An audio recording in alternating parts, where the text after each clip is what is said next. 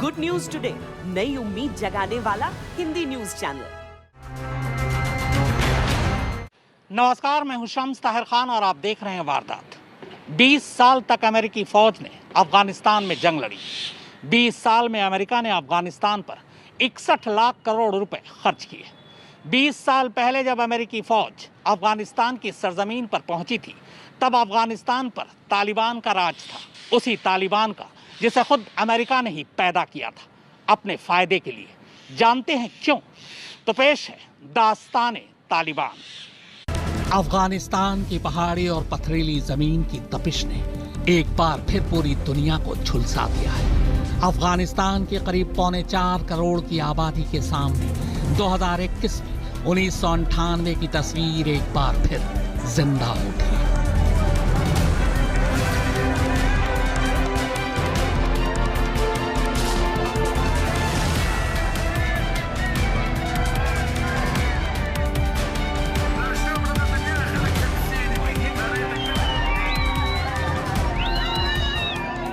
जिंदा हो उठी क्योंकि 23 साल बाद तालिबान फिर लौट आया है। पूरे 20 साल तक अमेरिका ने खुद को अफगानिस्तान में झोंक दिया।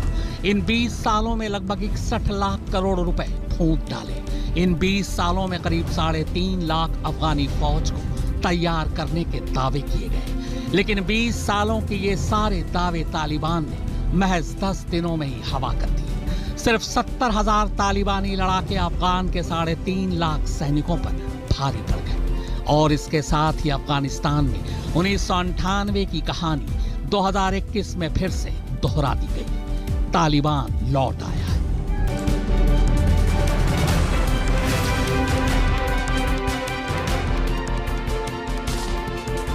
अमेरिका की वो ट्रेनिंग के नाम पर लाखों करोड़ों रुपए के वो खर्चे सब कहां गए? खुद अमेरिका अफगान को इस हाल में छोड़कर क्यों गया? तो पूरी कहानी समझने के लिए 101 साल पुरानी कहानी से शुरुआत करते हैं।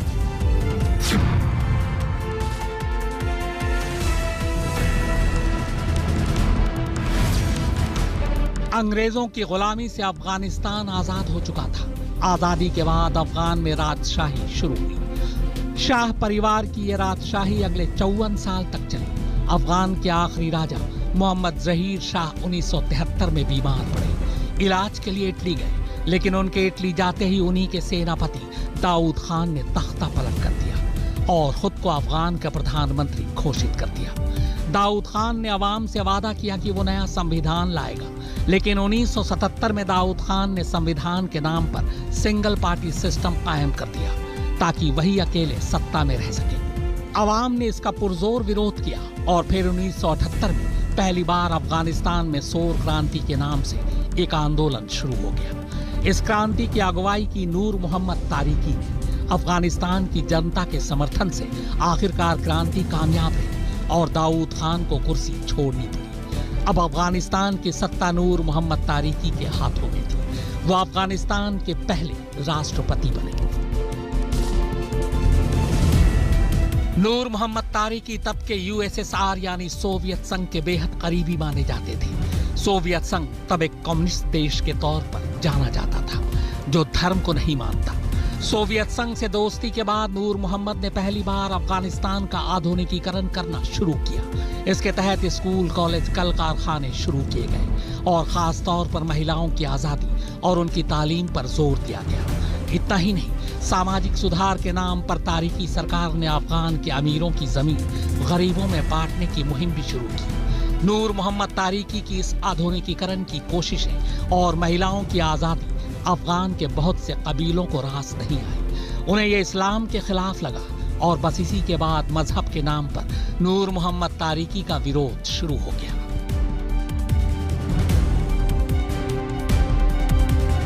ये वो दौर था जब अमेरिका और सोवियत संघ के बीच कोल्ड वॉर चल रहा था। नूर मोहम्मद तारिकी का इस्तेमाल कर सोवियत संघ अफगानिस्तान में अपनी पैठ बना रहा था, तो वहीं ठीक उसी वक्त अमेरिका आधुनिकीकरण के नाम पर ईरान में अपनी पहुंच बना रहा था। अफगानिस्तान में सोवियत संघ के बढ़ते दबदबे को देखते हुए अमेरिका ने भी अफगान में अपनी ताकत आजमाने का फैसला किया। उसने मजहब के नाम पर नूर मोहम्मद तारिकी का विरोध कर रहे अफगानी मुसलमानों को भड़काना शुरू कर दिया। इस काम के लिए अमेरिका ने CIA की मदद से नूर मोहम्मद तारिकी के विदेश मंत्री हफीजुद्दीन अमीन को अपने साथ मिला लिया। अब हफीजुद्दीन अमीन की आड़ में अमेरिका ने नूर मोहम्मद तारिकी की सरकार को मुस्लिम विरोधी साबित करना शुरू कर दिया। विरोध को हवा देने के लिए अमेरिका ने हफीजुद्दीन अमीन को आगे कर अफगान के लोगों को मुजाहिदीन बनने के लिए प्रेरित करना शुरू किया। मुजाहिदीन यानी वो लोग जो धर्म के लिए लड़ते हैं। इस काम के लिए अमेरिका ने पाकिस्तान की भी मदद ली। मुजाहिदीन की ट्रेनिंग पाकिस्तान में होने लगी। हथियारों के लिए पैसे अमेरिका दे रहा था।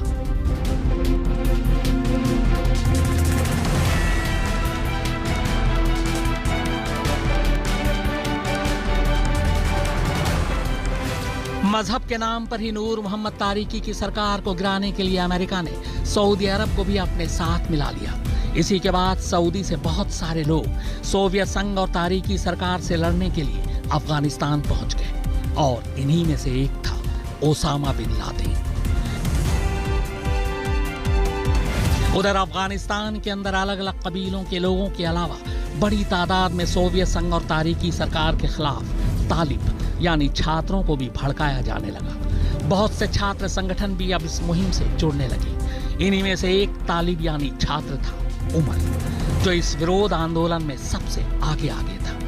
विरोध प्रदर्शन को देखते हुए नूर मोहम्मद तारिकी को सोवियत संघ जाना पड़ा। वहीं सोवियत संघ के नेताओं ने उन्हें सुझाव दिया कि फिलहाल आधुनिकीकरण की इस मुहिम को रोक दें और शांति से काम लें। सोवियत संघ ने तारिकी को यह भी सुझाव दिया कि वो अपने विदेश मंत्री हफीजुद्दीन अमीन को हटा दें, क्योंकि वो CIA के लिए काम कर रहे हैं। पर खुद को हटाए जाने की खबर हफीजुद्दीन अमीन को CIA ने पहले ही दे दी थी। इसी के बाद नूर मोहम्मद तारिकी जैसे ही सोवियत संघ से काबुल लौटे, हफीजुद्दीन अमीन ने लैंड करते ही तारिकी समेत उनके पूरे परिवार का खात्मा कर दिया। इसके बाद हफीजुद्दीन अमीन अफगानिस्तान का नया हुक्मरान बन बैठा।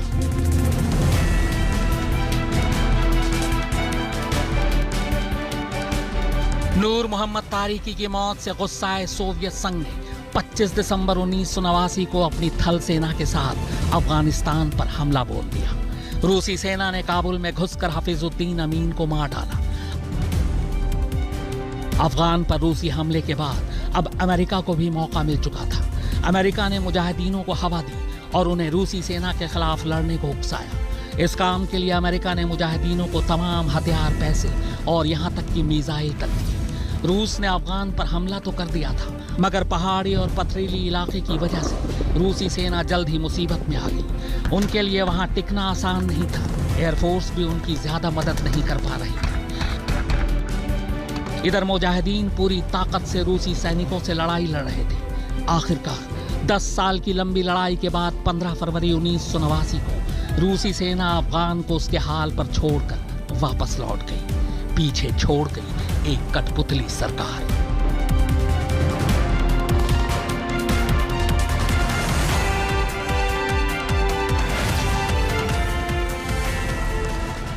रूसी सेना के वापसी के साथ ही इधर मुजाहिदीन अब आपस में ही लड़ पड़े।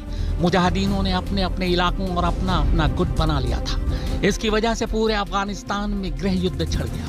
आम लोग परेशान हो उठे।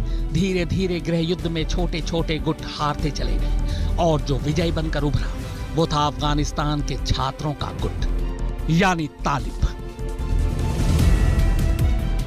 और तालिब में भी एक नाम जो सबसे ज्यादा उभर कर सामने आया, वो छात्र था जिसने रूसी सैनिकों से सीधा लोहा लिया था।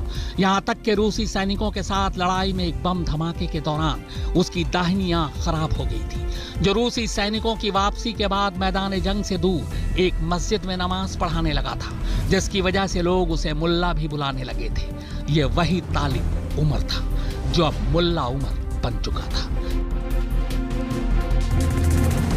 वही मुल्ला उमर जिसने तालिबान को जन्म दिया। वही मुल्ला उमर जिसने 1998 में पहली बार अफगान की सत्ता पर तालिबान को काबिज किया। वही मुल्ला उमर जो ओसामा बिन लादेन का अफगानिस्तान में सबसे भरोसेमंद वफादार साथी था। वही मुल्ला उमर जिस पर अमेरिका ने $1 करोड़ का इनाम रखा था। तालिबान को पैदा करने वाले मुल्ला उमर की 2013 में मौत हो चुकी है, लेकिन तालिबान 2021 में फिर से जिंदा हो उठा है।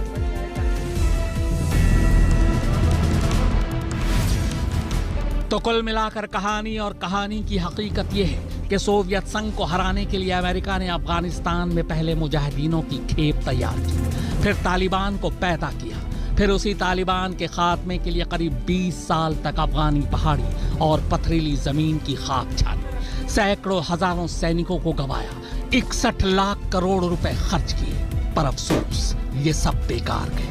20 साल पहले तालिबान की सत्ता को उखाड़ फेंकने के लिए 2001 में पहली बार अमेरिकी सैनिकों ने अफगानिस्तान की सरजमीन पर कदम रखा था।